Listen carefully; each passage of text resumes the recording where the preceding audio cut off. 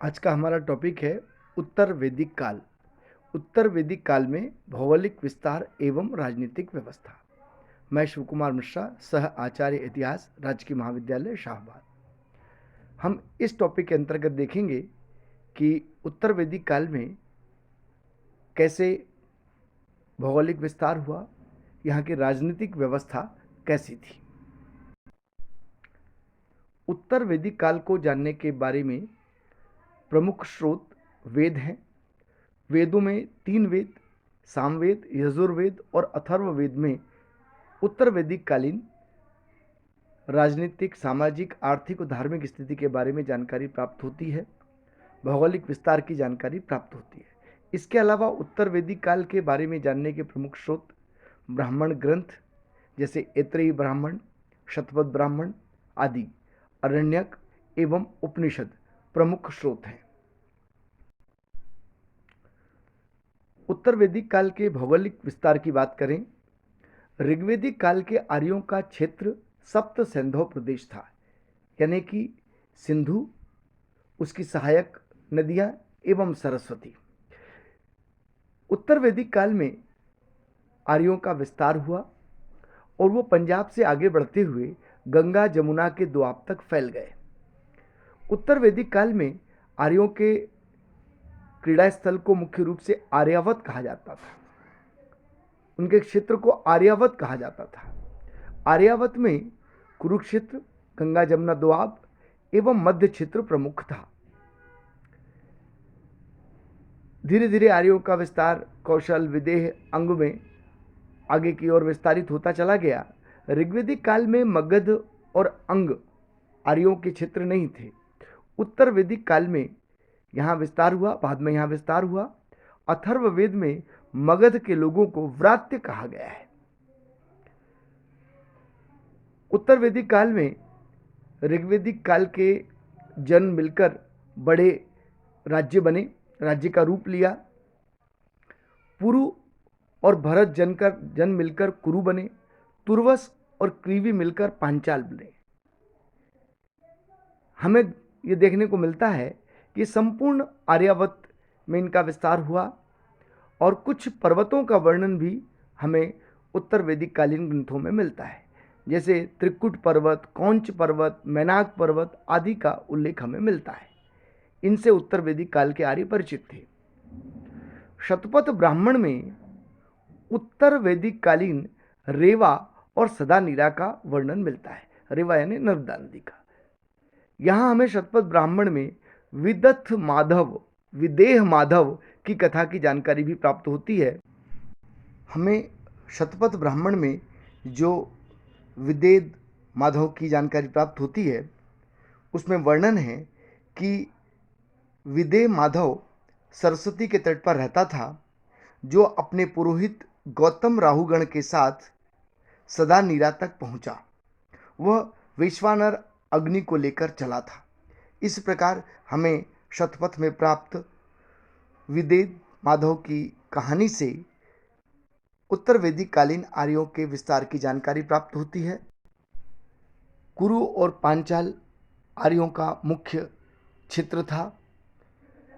मध्य क्षेत्र के अंतर्गत सरस्वती से गंगा दोआब तक का क्षेत्र माना जाता है। यदि हम उत्तर वैदिक कालीन राजनीतिक व्यवस्था की बात करें तो जैसा मैंने पहले बताया, उत्तर वैदिक काल के प्रमुख राज्य कुरु और पांचाल थे। छोटे छोटे जन मिलकर बड़े राज्य का रूप लेने लगे। कुरु और पांचाल जैसे इस समय हमें प्रमुख राज्यों का वर्णन मिलता है, ये सर्वाधिक विकसित राज्य थे। इसमें पांचाल राज्य के बारे में विशेष रूप से कहा गया है कि यह बहुत विकसित था। शतपथ ब्राह्मण में पांचाल को वैदिक सभ्यता का सर्वश्रेष्ठ प्रतिनिधि कहा गया है। जैसा मैंने बताया कि ऋग्वेदिक कालीन छोटे जन मिलकर एक होने लगे और उत्तर वैदिक काल में अब बड़े बनने लगे, बड़े राज्य, बड़े जनपद का रूप लेने लगे। जैसे पुरु और भरत मिलकर कुरु कहलाए, तुर्वस और क्रीवी मिलकर पांचाल कहलाए। इस समय की राजनीतिक व्यवस्था की बात करें तो इस समय मुख्य रूप से राजतंत्रात्मक शासन प्रणाली थी। हमें इस समय विभिन्न राजाओं का वर्णन मिलता है इसमें से कुछ राजा बहुत शक्तिशाली थे, कुछ राजा विद्वान थे। हमें जैसे एक प्रमुख राजा परीक्षित का वर्णन मिलता है। अथर्ववेद में राजा परीक्षित का वर्णन जो मिलता है उसे मृत्यु लोक का देवता कहा गया है। इस समय के हमें कुछ प्रमुख राजाओं का उल्लेख मिलता, जैसे केकय, काशी, विदेह, कुरु, पांचाल,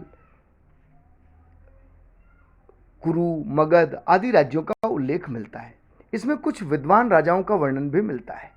इस काल के विद्वान राजाओं में विदेह के राजा जनक, केकय के अश्वपति, काशी के अजातशत्रु, पांचाल के प्रवाहन जवाली आदि प्रमुख विद्वान राजा थे। हमें इस समय अंगराज्य का वर्णन मिलता है। अंगराज्य का वर्णन अथर्ववेद में मिलता है। इस समय अगर हम कुरु और पांचाल की बात करें तो कुरु की राजधानी आसंदीवत थी। यह सरस्वती और दसदसी का इलाका था। पांचालों की राजधानी काम्पिल्य थी। काम्पिल्य बरेली, बदायूं, फर्रुखाबाद आदि के आसपास का क्षेत्र था। इस समय राजाओं की शक्ति बढ़ गई। राजा बड़े बड़े यज्ञ करने लगे और राजा की देवीय उत्पत्ति का सिद्धांत भी प्रचलन में आ गया। ऐत्रेयी ब्राह्मण में राजा की देवीय उत्पत्ति के सिद्धांत का वर्णन मिलता है। राजा के बाद अगर हम बात करें, राज्य के बाद बात करें, तो राजा की सहायता के लिए उस समय उच्च पदाधिकारी या मंत्री होते थे। उन्हें रत्निन कहा जाता था। शतपथ ब्राह्मण में रत्निनों का वर्णन है। शतपथ ब्राह्मण में 12 प्रमुख रत्निनों का वर्णन है। राज्याभिषेक के समय राजा को इनका समर्थन लेना आवश्यक हो जाता था। इसमें जैसे सेनानी था, जो सेना का नायक था, ग्रामीणी था, गांव का मुखिया था, एक पुरोहित हुआ करता था, फिर एक संग्रहिता होता था जो कोषाध्यक्ष था, एक भागदूत था जो कर अधिकारी था या वित्त मंत्री कहा जा सकता है, अक्षवाप था एक जो राजा का पासे में सहायक होता था या धृत कीड़ा में उसका सहायक होता था, पालागल राजा का दूत होता था, तक्षण बढ़ई होता था, सूत सारथी होता था, महिषी रानी होती थी। विभिन्न क्षेत्र के राजाओं को विभिन्न नाम से जाना जाता था। ऐत्रेयी ब्राह्मण में विभिन्न राजाओं का वर्णन मिलता है। पश्चिम के राजा को स्वराट, पूर्व के राजा को सम्राट, उत्तर के राजा को विराट, दक्षिण के राजा को भोज और मध्य देश के राजा को राजा कहा जाता था। राजा, मंत्री या रत्निन और उसके बाद राजनीतिक संस्थाएं। राजा की सहायता करने के लिए कुछ राजनीतिक या प्रतिनिधि संस्थाएं होती थी। उनमें उत्तर वैदिक काल में हमें सभा और समिति का वर्णन मिलता है। सभा श्रेष्ठजनों, वृद्धों या विद्वानों की संस्था थी। समिति आम लोगों की संस्था थी, जनप्रतिनिधि संस्था थी। यह राज्य की केंद्रीय संस्था थी। इसमें महत्वपूर्ण बात यह है कि उत्तर वैदिक काल में सभा में स्त्रियों के भाग लेने पर प्रतिबंध लगा दिया गया।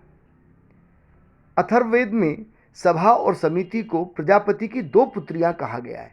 इससे हमें इस समय की सभा और समिति नाम की प्रतिनिधि संस्थाओं की इंपॉर्टेंस का पता चलता है। हमें सभा की इंपॉर्टेंस का पता अथर्ववेद से भी चलता है।